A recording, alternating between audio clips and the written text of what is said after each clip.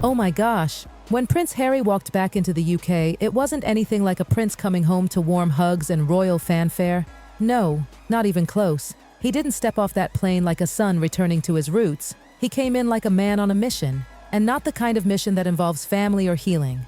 This was survival mode, pure and simple. And trust me, everyone could see it written all over his face. There were no waving crowds, no camera flashes of Meghan beside him, no royal carriages whisking him off. Just Harry, all alone, setting foot in a place that once adored him, and now just watches him like he's yesterday's tabloid headline. And the silence? Oh, it was deafening. The kind of silence that makes your skin crawl. Everyone knew why he was there, and it wasn't about forgiveness. Behind those palace walls, it was nothing like a warm family reunion. Nope. Insiders whispered that the meetings were short, stiff, and painfully formal. No heartfelt hugs, no emotional breakthroughs, just cold business. And honestly, can we even blame them? These are the same people Harry blasted in that Oprah interview. The same family he ripped apart in his memoir, the Netflix series, the endless jabs in public. That kind of betrayal doesn't get washed away over tea and scones. And get this, King Charles isn't even looking at Harry like his son anymore. He's looking at him like a liability, a PR risk, a financial risk. The palace has been quietly cutting off financial ties. They have zero interest in handing over millions to a man who spent the last few years painting the monarchy as toxic. That "we still love him" phase?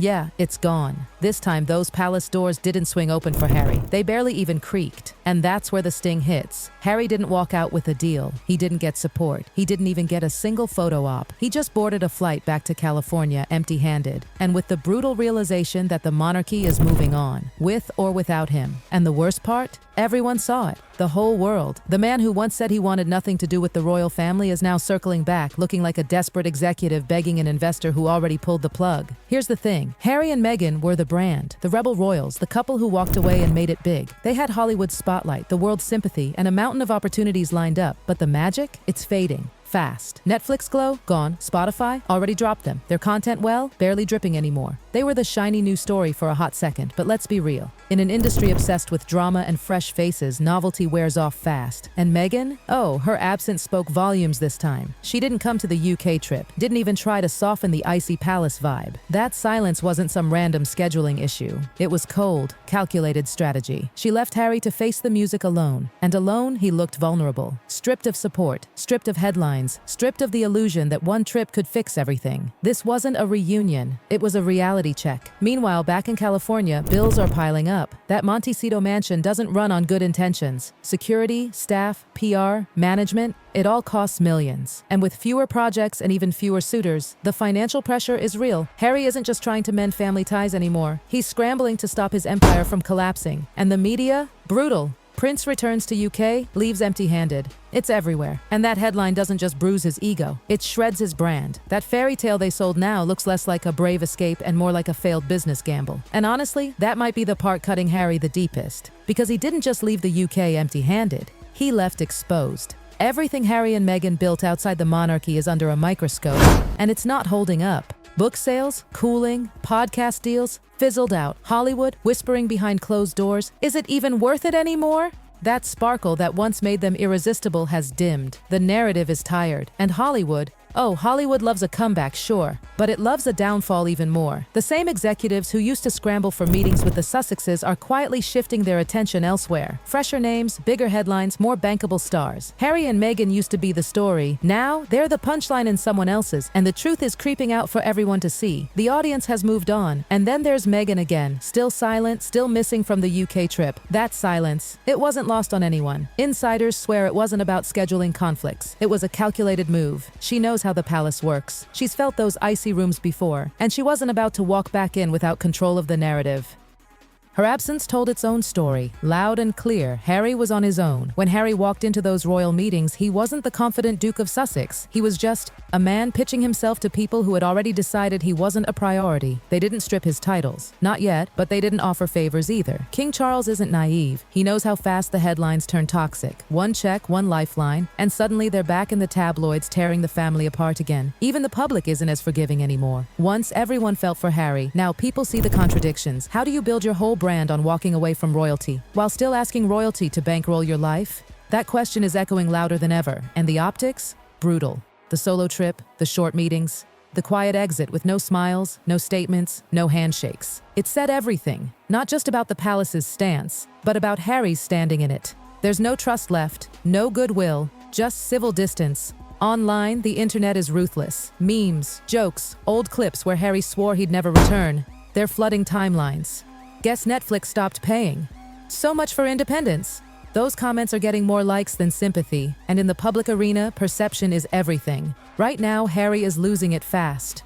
Right now, Harry feels caught between two worlds, unwanted by the one he left and outgrown by the one he tried to join. And honestly, that's the scariest place to be, because that kind of limbo doesn't just hurt your feelings, it kills your relevance. It chips away at your image little by little until there's nothing left but whispers. Unless something drastic happens, Harry could soon find himself without a country, without a cause, and worst of all, without the spotlight he once commanded so effortlessly. The image he tried so hard to craft, the brave prince who walked away from the crown to live as a free man, building a life on his own terms, is cracking completely. Because the more he talks about healing and independence, the more people see the contradictions bleeding through. And here's the tea. It's not even about being anti-monarchy anymore, it's about being out of options. That's what people are whispering now. In media circles, in Hollywood executive offices, even in casual conversations online. They're saying he's not coming back to reconnect. He's coming back because he's running out of roads. And the desperation? It's showing. Once hailed as the bold prince who left it all behind for love and truth, Harry is now being described in far less flattering terms. Unbankable, bitter, inconsistent. Those are the words swirling in the very circles that used to chase him. And it's heartbreaking, because this stopped being about royalty a long time ago. Now it's about market value. And right now, Harry's value is in free fall. To make matters worse, the very institution Harry walked away from is still standing taller than ever. Despite its endless controversies, decades of scandals, and constant press drama, the royal family still commands global relevance. They're still on the front pages, not for chaos but for ceremony, legacy, and tradition. Harry assumed his voice would carry just as far outside the monarchy, but it hasn't, because outside there's no crown to catch your fall. And Harry's fall? It's steep. Every failed project, every awkward headline, every icy encounter with the royals adds another ugly layer to the story. People aren't just questioning his credibility anymore, they're openly mocking it. The prince who begged for privacy can't stay off camera. The rebel who stormed out is suddenly running back. The man who said goodbye is now begging for a do-over. And these aren't just snarky tweets, they're the public's rewritten version of his entire story. Meanwhile, behind the scenes, Meghan is reportedly back in strategy mode. Whispers of new projects, a brand makeover, maybe even another round of tell-all docu-style storytelling. But here's the twist. The climate isn't the same anymore. Audiences aren't as forgiving as they once were. They've seen this cycle play out too many times. Big reveal, public sympathy, media frenzy, then silence, followed by another dramatic reveal, perfectly timed. But now, it's not landing the way it used to. Even their inner circle has thinned out. Remember when they were constantly surrounded by A-list celebrities, media insiders, and powerful brand execs? Not anymore. Hollywood doesn't like messy reputations unless they come with blockbuster returns. And lately, the returns just aren't there. No viral moments, no breakout hits, no major endorsements, just whispers of deals that didn't happen and meetings that went nowhere. And then there's the final crushing blow. Public fatigue. Not outrage, not anger, just exhaustion. The public has moved on. New royals have stepped into the spotlight. New celebrities have captured attention. And Harry, the man who once sat at the center of a global conversation, now feels like yesterday's headline. That's the real threat. Not being hated, but being ignored. Because in this new chapter, Harry stands completely alone. No royal backing, no guaranteed audience, no clear next step.